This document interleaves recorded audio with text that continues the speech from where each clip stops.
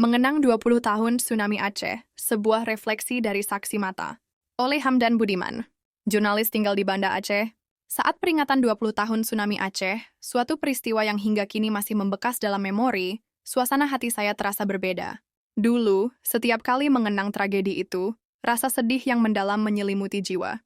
Namun, seiring dengan berlalunya waktu, mungkin trauma itu sedikit demi sedikit tergerus. Momen-momen yang tertanam dalam benak, seperti mayat-mayat anak kecil yang tersangkut di pagar dekat kampus UIN Ar-Raniri, dan ribuan jenazah yang terkapar di lapangan kampus Unsyah, kembali menghantui ingatan saya. Hari itu, 26 Desember 2004, adalah hari yang mengguncang dunia, terlebih bagi masyarakat Aceh. Tsunami yang melanda mengubah segalanya dalam sekelebat. Saat tragedi itu terjadi, banyak yang tidak mengerti apa yang sedang terjadi. Masjid Raya Baitur Rahman, yang biasanya dipenuhi dengan suara azan, kini menjadi saksi bisu bagi mayat-mayat yang terbujur kaku. Di tengah kegelisahan itu, terlihat juga mereka yang sekarat, tergeletak tanpa ada bantuan. Semua orang mengalami musibah, dan kami tidak tahu pasti bahwa peristiwa ini dinamakan tsunami, sesuai dengan istilah yang dipakai di Jepang. Saya masih ingat bagaimana dalam keadaan panik, saya sempat berbincang dengan sahabat karib saya yang kini telah tiada. Dalam keadaan itu, saya berusaha menjelaskan kepadanya bahwa apa yang kami alami adalah hal yang disebut tsunami. Ketika air laut mulai surut setelah gempa, saya merasakan bahwa nama tersebut sebenarnya sah dan tepat.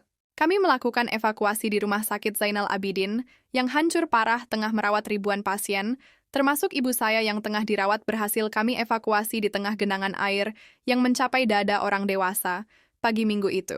Di pagi, siang, maupun malam, segala upaya kami lakukan untuk mencari sanak saudara, melintasi jalan-jalan yang dipenuhi lumpur, pepohonan yang tumbang, serta reruntuhan bangunan.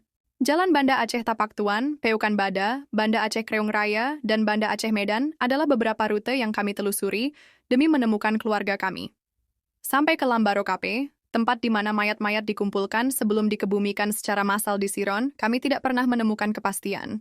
Hingga kini, kubur mereka yang menjadi korban tsunami tersebut masih menjadi misteri bagi saya.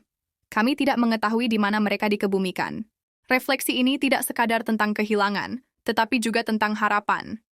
Saya berharap semua jiwa yang telah pergi akibat bencana itu mendapatkan tempat yang layak di sisinya. Semoga setiap kenangan pahit ini dapat menjadi pengingat akan kekuatan dan ketahanan masyarakat Aceh. Amin.